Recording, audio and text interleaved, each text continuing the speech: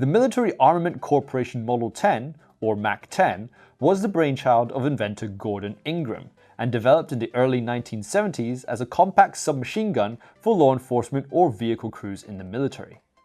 The MAC-11 was a subcompact variant designed to fire the .38 cartridge, and both guns were known for their small size, immense rate of fire, and terrible accuracy, being described as fit only for combat in a phone booth. Despite being marketed for law enforcement, both guns quickly became associated with criminal activity in the 70s and 80s, with their appearance in various movies of the era. Hi, I'm Andrew, and in this video we'll be taking a very special look at a rather unique gun in the form of the King Arms M11 PDW GBB, a modification of the original KSC M11A1. So let's get this clear.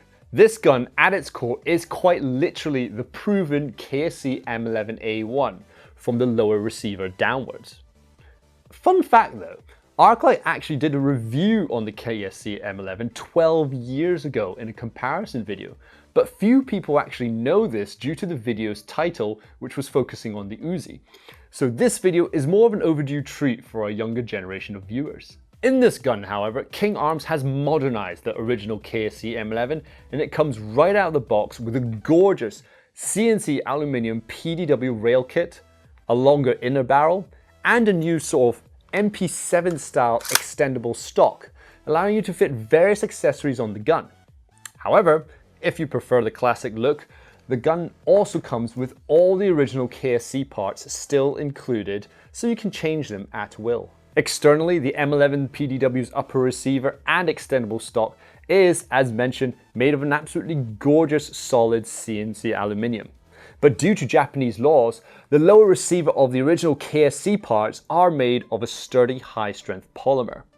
Now, it's not perfect, but in all honesty, the aluminium upper takes up so much of the gun's real estate that the polymer is barely noticeable when shooting. At the front, we have a flash hider with upward-facing directional ports that are attached to the outer barrel by means of a 14mm CCW thread, allowing you to attach suppressors and tracers if needed. On top, as mentioned, we have the CNC aluminium upper with, most importantly, a monolithic top rail and a bottom rail for grips, but no iron sights, so you'll have to source your own optics for this one. Over to the rear though, we have, again, the solid aluminium extendable stock. Now, its base over here is wider and more comfortable to shoulder than the original folding wire stock. However though, it's important to note that what you gain in comfort, you do lose in compactness, because once you shorten it and try to fire it one-handed, it can actually sort of get in the way compared to the M11 standard folding stock, which folds over the top. Now, one interesting thing to note is the position of the charging handle. On the normal Mac series, the charging handle is actually on the top of the receiver, but as this is now occupied by a monolithic top rail, the charging handle has instead been moved over to the left side. It's still reciprocating though, so do keep your fingers clear when firing. Underneath that, we got the trigger, safety, and fire selector. Now, the non-ambidextrous fire selector is a sort of AR style switch on the left side and switches from semi to full auto. The safety is on the other side with a slider extending from safe to fire. Now the trigger though is generally quite mushy, as is the case with most open bolt guns where the gun is fired from an open bolt, which would usually lead to a slight delay when firing.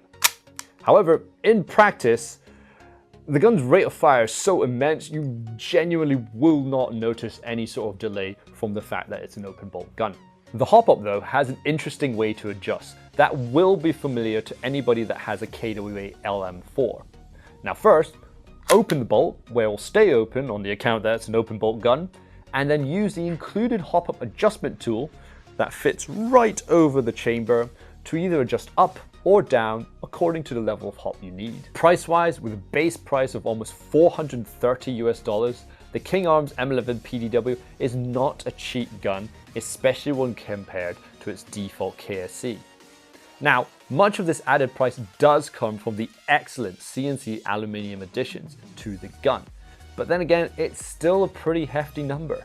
And finally, The King Arms M11 PDW also comes with a 41 round metal magazine. It may seem like a lot of rounds until you fire it and see that this gun's insane rate of fire pretty much drains it all in one go.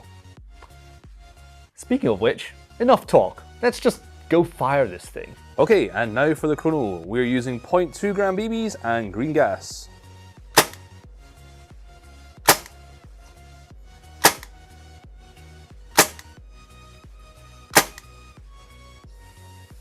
And now for the accuracy test.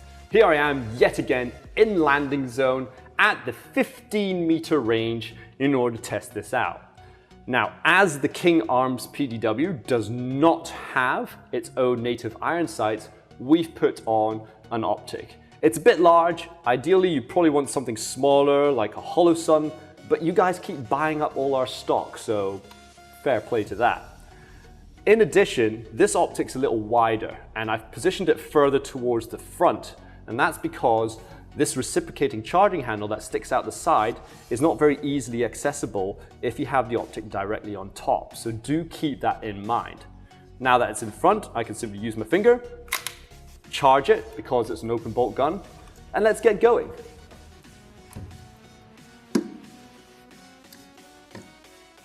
All right, ring top.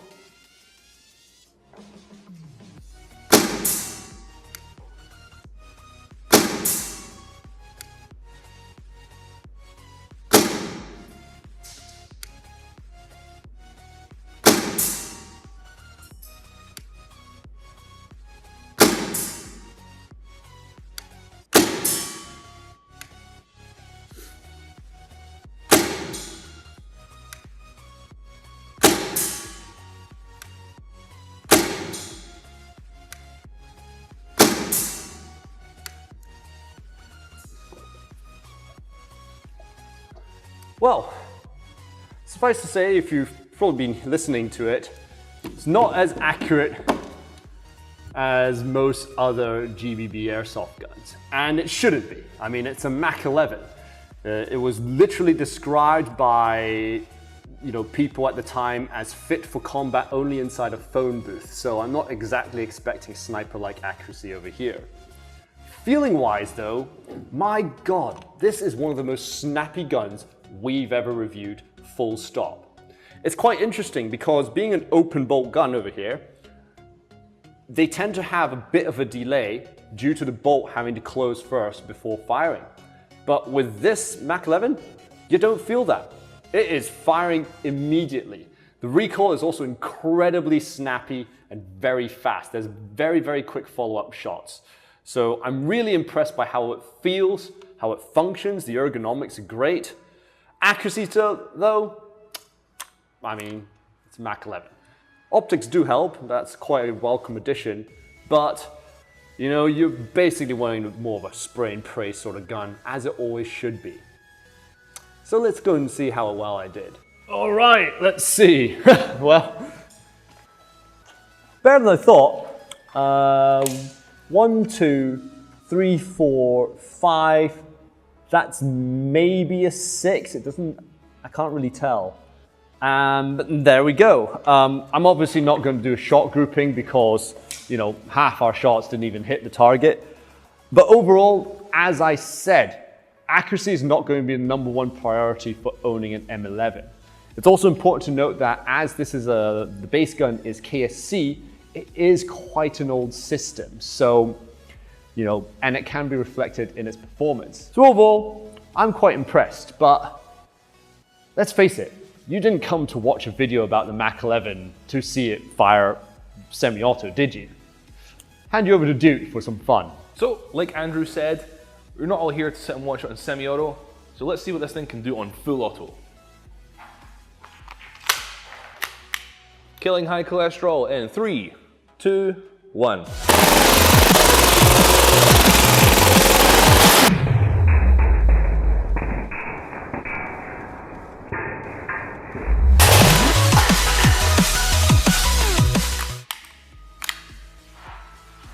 Nice. And we're back! As you might have noticed, the King Arms M11 PDW is a pretty insane gun. with a blistering rate of fire that will empty the magazine in seconds. The PDW upgrade by King Arms on top of the already formidable KSC base gun gives the M11 a new lease of life, allowing you to attach accessories to go and make this gun the ultimate CQB gun. The price does seem a bit steep, but then again, this is the only metal-bodied M11 out there, so it kinda does pan out. Overall, we give the King Arms M11 PDW 4 stars out of 5. While it may not be the most accurate SMG out there, it has an insane rate of fire that makes it an absolute joy to shoot. The CNC aluminium upper receiver and stock though really does make it come at a fairly steep price, but it does improve durability and modularity. So let's hand it over to you guys. What are your thoughts on the King Arms M11 PDW? Let us know in the comment section below, and for these cool products and many more, visit us at www.redwolfairsoft.com. This is Andrew and Duke out. out.